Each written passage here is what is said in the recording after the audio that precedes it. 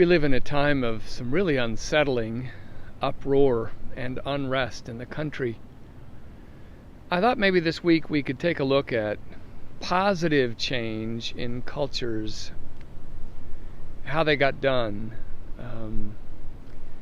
And so I'd like to use the Methodist movement, maybe in its first 200 or so years.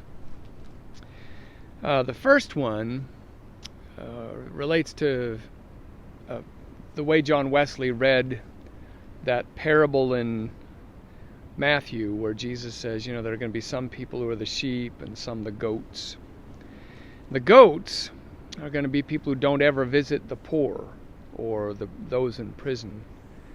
And the sheep are going to be those who visit prisoners. So Wesley felt like it was an assignment of people who were of faith to go to prisons. Prisons were horrible places in the early 1700s in England. Horrible. They were basically walls. Some gruel got passed through on occasion. People, if they got imprisoned for stealing a loaf of bread from starvation, could die of cholera in no time or die of some other disease. It was pathetic.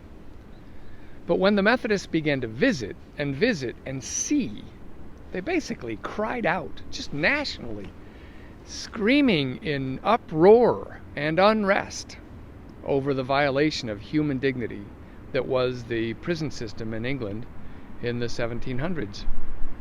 They screamed so loud, their uproar and unrest was so deep that the Crown changed policy through Parliament.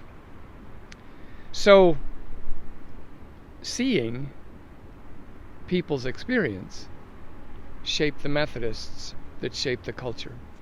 So in this time, I guess the first clue we can get then is when we're listening to somebody complain about deep abuses and violations of their dignity in this culture at this time, maybe the best thing we can do is be like Wesley's groups and get to know those people and see life from their side.